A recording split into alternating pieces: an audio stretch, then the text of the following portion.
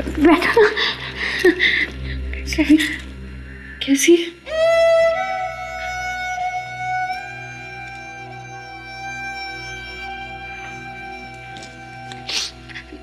नमस्ते जीजा जी।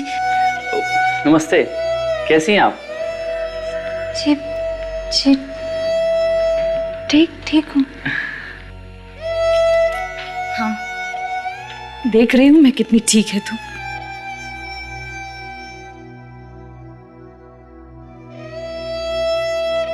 नहीं दीदी, सचमुच पहले से बहुत ठीक हूँ। वेरी गुड, लेकिन इसका मतलब ये नहीं कि आप आराम ना करें।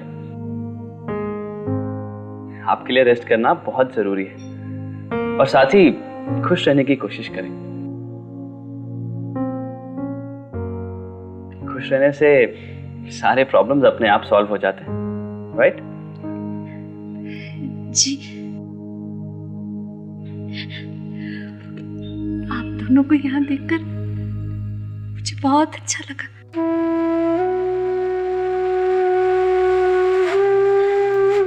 मैंने सोचा कि आप फिर कभी इस घर में नहीं आएंगी। आपकी बहुत याद आती है।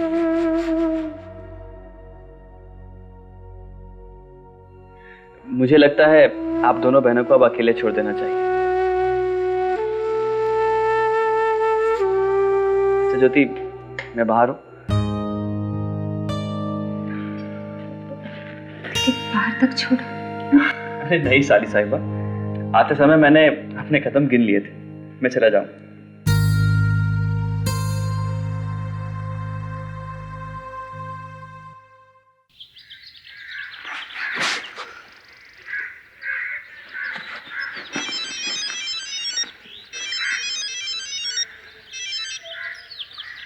हेलो हेलो दीपू, बेटा तू कहाँ है? काम पर हूँ माँ, और कहाँ? तू अभी घर आ सकता है क्या? अरे माँ, अभी तो ड्यूटी पे आया हूँ, कहाँ से आ जाऊंगा? 2-3 बहुत इंपॉर्टेंट पार्सल डिलीवर करने हैं, उसके बाद आऊंगा। सब कुछ ठीक तो है ना घर पे? बेटा घर में ज्योति और पंकज जी आए हैं। ज्योति दीदी और जीजा जी अपने घर आए हैं? हाँ, इसलिए तो कह रही हूँ, कंवर साहब पहली बार घर पर आए हैं तो कुछ खातिरदारी तो करनी होगी ना। कुछ नहीं, बस मुंह मीठा करने के लिए काजू कतरी ले आ, नमकीन मैं घर पे बना लूंगी। मैं आ रहा हूँ, बिल्कुल फिक्र मत कीजिए, मैं काजू कतरी लेता आऊंगा। और अगर आपको और कुछ चाहिए तो वो भी बता दीजिए, मैं वो भी ले आऊंगा। हे भगवान, घर की हालत देखो क्या हो रही है। कंवर साहब पहली बार आए हैं घर में, अब तो यही कहेंगे ना कि घर को ऐसे रखा जाता है कि इतने गंदे ढंग से। पद्मा एक काम कर, चादर तो लेके आई की है। आप चादर बिछाइए माँ जी, मैं टेबल साफ करने के लिए कपड़ा लेकर आती हूँ। चलो ठीक है।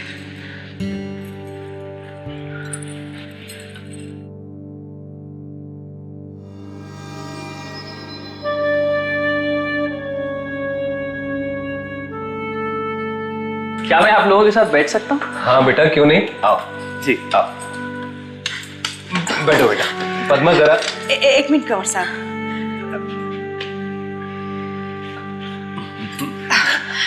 बैठो बेटा, बैठिए। बैठिए।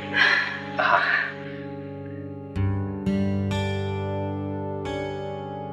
अरे नई बेडशीट?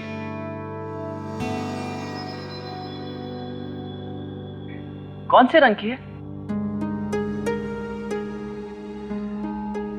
पीला रंग है बेटा, छोटे छोटे फूल भी हैं। वैसे दादी, पुरानी बेडशीट भी अच्छी थी।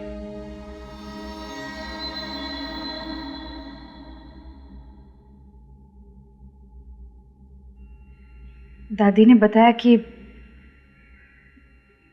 रात में बाजार गई थी तू।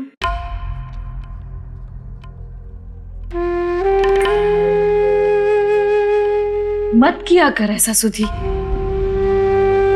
घर में अपनों से ठीक तरह बात नहीं कर पाती तू, जरा जरा सी बात पर डर जाती है, रोने लगती है। फिर अकेले बाजार जाने की क्या जरूरत थी, वो भी रात में? जानती है ना आजकल क्या क्या हो रहा है, फिर भी सुधी दूसरी ज्योति बनने की कोशिश मत कर तू। सिवाय दुख, धोखे और तकलीफ के कुछ नहीं मिलेगा तुझे।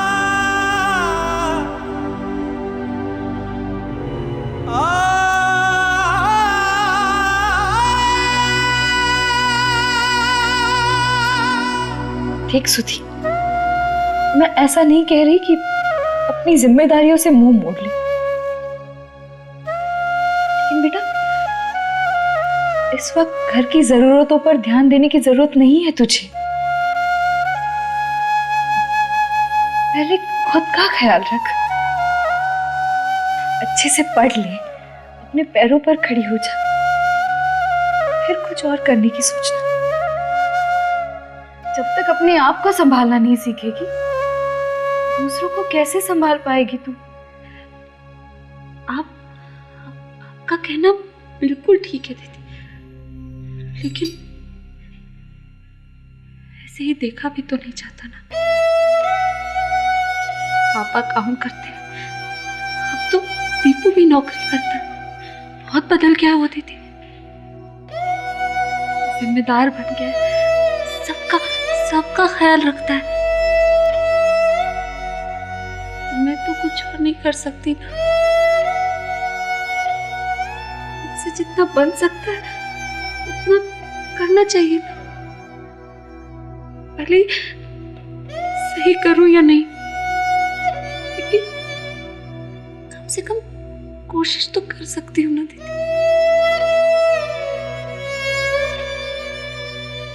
You know, अंकल, ज्योति ने हमारे घर आते ही सबको अपना बना लिया है, जैसे बहुत पुराना रिश्ता हो हमारा। सब बहुत खुश हैं उसके साथ, बहुत प्यार करते हैं। और क्यों ना हो, बड़ों का आदर करना, छोटों से दोस्ती करके प्यार से बात करना बहुत अच्छे से आता है ज्योति को। और इस सब के लिए मैं आपको बधाई देना चाहता हूँ, क्योंकि आपकी परवरिश की वजह से ही तो ये सब हुआ है।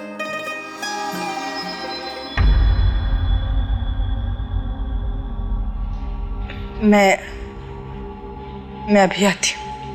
जी पंकज बेटा, खुशकिस्मत है मेरी ज्योति जो उसे तुम जैसा जीवन साथी और तुम्हारे परिवार जैसा ससुराल मिला।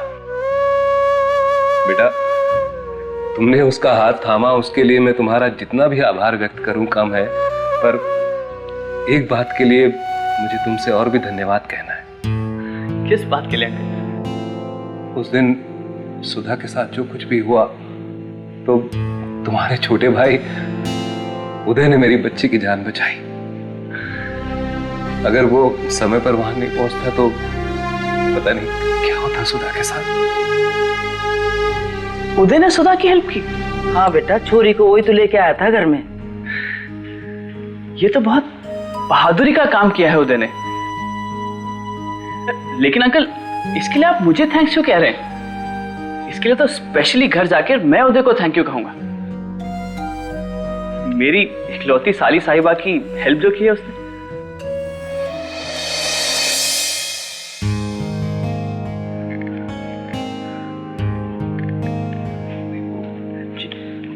बेटा, इतनी जल्दी?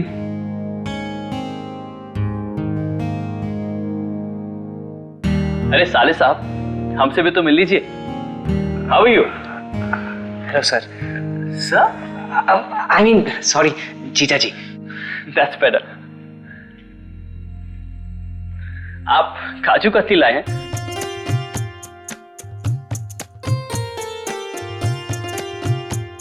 लेकिन अंकल, इन सब चीजों की क्या जरूरत थी?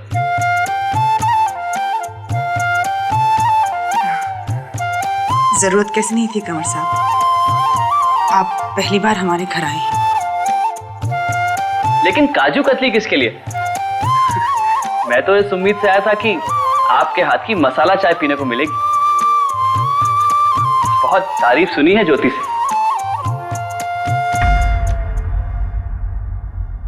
उसका तो कहना है कि मां के जैसी चाय कोई बना ही नहीं सकता।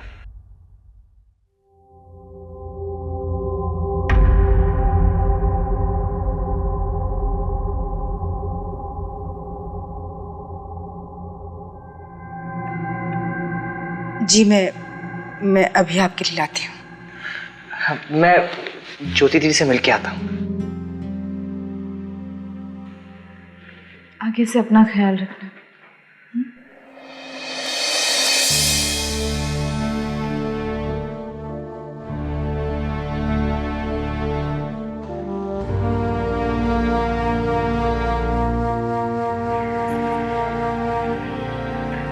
दीदी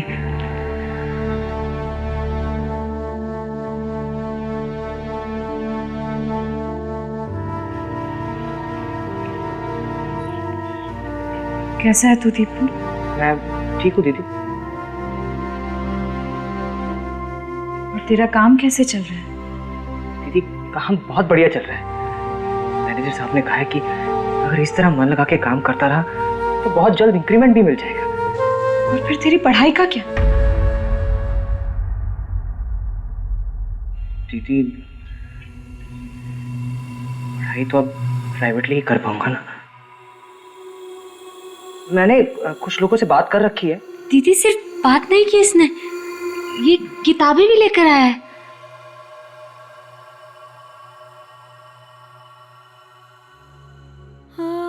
कुछ पैसे मिलेंगे दीदी?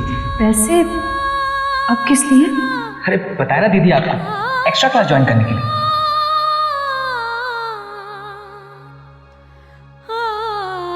इस वक्त नौकरी की जरूरत समझ सकती हूँ मैं, मगर पढ़ाई पर ध्यान देना, अच्छे से पढ़ना। दीदी इस बार मैं कोई दीपू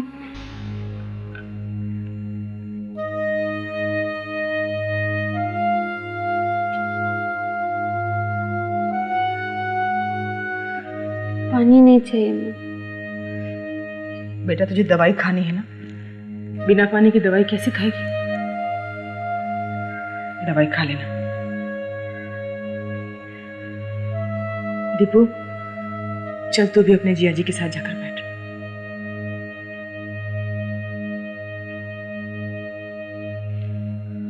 दीदी आप भी सुधा को लेके बाहर आ जाइए।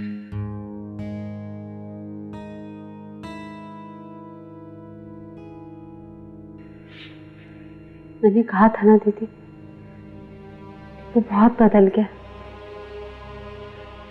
बहुत मेहनत करता है दीदी, बहुत जिम्मेदार बन गया। पूरी तनख्वाह लाके घर में देता, अपने लिए कुछ भी नहीं लेता। वो तो पॉकेट मनी से भी मना कर रहा था।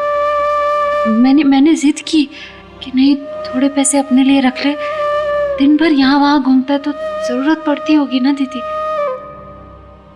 दीदी उन्हीं पैसों को बचाकर उसने अपने लिए किताबें खरीदी, उसी से पढ़ाई करता है। वो बदल गया दीदी, बहुत अच्छा हो गया।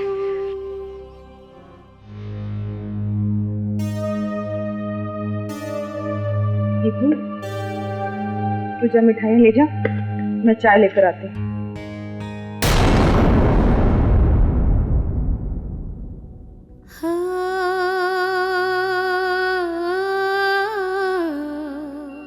मैं लेकर जाती हूँ।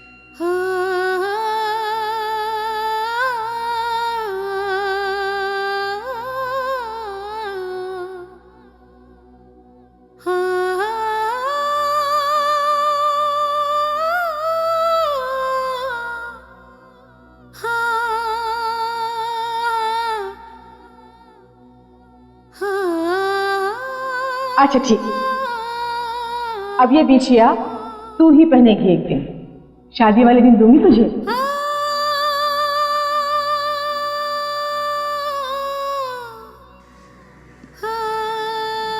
कैसी हैं?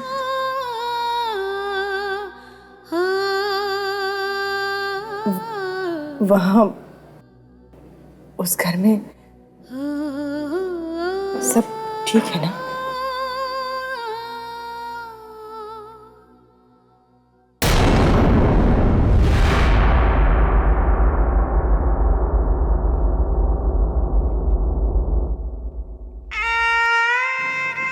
तो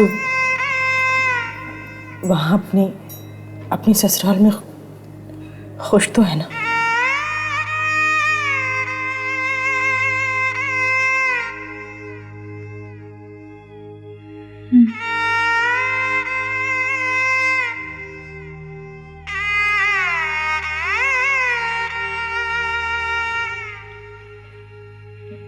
मैं चाय ले जाती हूँ। एक बिजनेस फैमिली से होकर भी ये बिजनेस कभी समझ में नहीं आया मुझे। मेरा छोटा भाई है ना उदय, उसे बहुत समझ है। घर का बड़ा बेटा हूं, इसलिए एक कुर्सी और बड़ी पोजीशन दे दी गई है मुझे। लेकिन मेरी दुनिया तो मेरा कॉलेज, मेरे स्टूडेंट्स और इंग्लिश लिटरेचर है। और हाँ, अब ज्योति।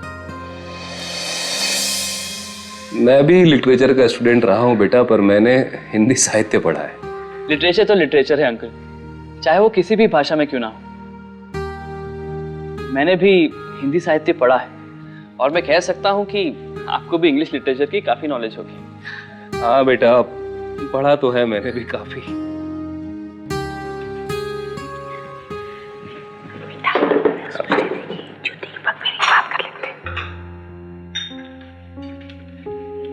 हाँ, लो बेटा। पंकज जी, चाय। Thank you.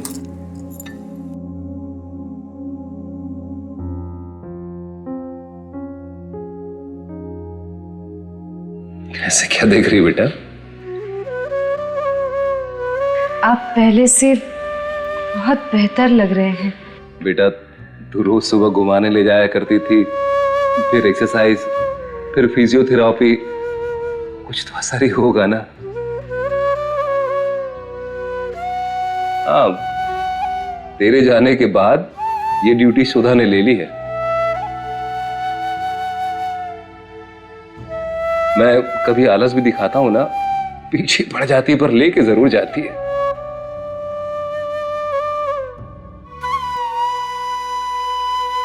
बेटा पंकज, एक बात करनी थी थारे से। जी कहिए। बेटा, पग फेरे की रस्म रह गई थी। वैसे तो बेटा हम कुछ नहीं कर पाए, लेकिन ये पग फेरे की रस्म हो जाएगी ना तो बेटा मन को बड़ी खुशी मिलेगी। नहीं, अगर आप बोलेंगे तो। अरे दादी, आप ये कह के मुझे शर्मिंदा कर रही हैं। आप जो करना चाहती हैं वो कर सकती हैं। तो ठीक है बेटा, मैं दीपू को भेज दूंगी। जी नहीं दादी, पग फेरे रस्म की कोई जरूरत नहीं।